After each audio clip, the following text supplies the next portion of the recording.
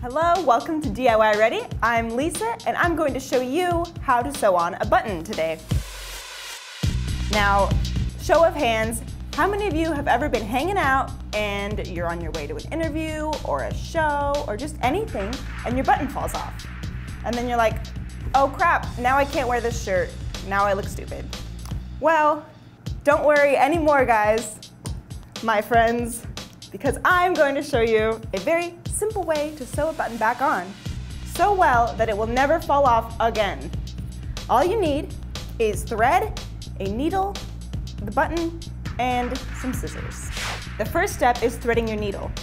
Here I have a whole bunch of thread. I'm doing that so that you can actually see it. You typically only need 12 to 24 inches of thread, and you want to double it over so that you have more to work with. That basically makes your thread stronger without having to keep sewing more holes.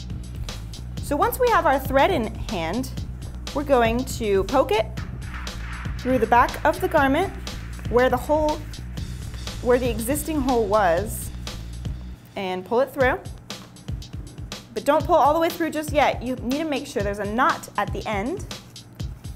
I'm going to tie a knot in my thread by just squeezing it between my fingers, rolling it, and pulling it tight.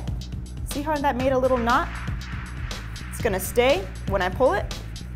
It's going to stay in place. Now, we want to create an anchor. Do this by creating an X in your fabric. So across one side, pull it, and then up through the other side to finish your X. This anchor is so that your button will be able to have, think of it as home base. X marks the spot. Right there, it looks like I caught a little bit of thread, but X marks the spot. All right, so we have our X. Now we get to put on our button. So I'm gonna bring the needle back up through one of the holes. Always use these 4 holes you just made now. Bringing our needle back up and placing it through a buttonhole.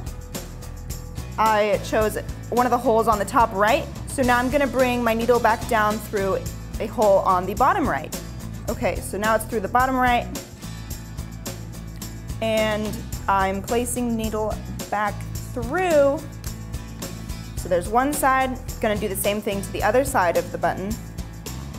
So bottom left hole, bottom left buttonhole. Just a sec. There we go. And I'm not pulling tight yet. So up through there, down the top left buttonhole. And there's that.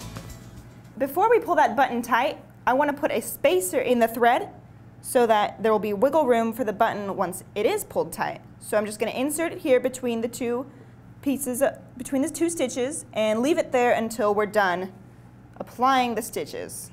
Now I can pull my thread tight, and I'm just going to keep putting my thread up one hole, down the other, until the entire thing has been sewn.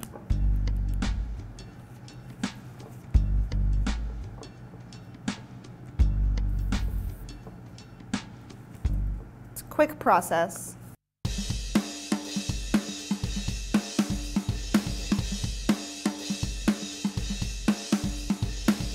Okay, so we've now stitched our button in place. Now I need to add what's called the shaft to hold it in place. So this part I get to poke the needle through the back and back up, but instead of going through a buttonhole, I just want to take my needle and push it to the side here. Now it's coming out the top, but not through the button. Now I'm going to remove my spacer, and see, look, all this extra wiggle room? I'm just going to pull my thread around that to kind of anchor it on top of the X. Once I've wrapped it around several times, I'm going to bring it back through, poking it back through.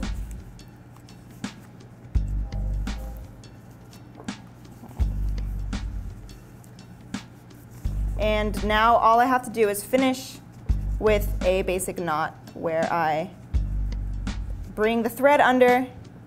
I have this loop.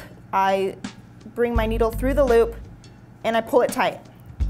All we have left is a quick snip and you have a button sewn back on your garment. Let's try it on.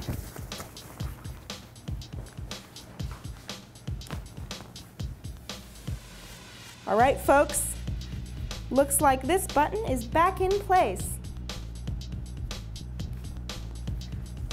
You can use this step, this tutorial, for any of your buttons that have gone missing. Bring all your clothes back to life. No need for them to hide in the corner anymore.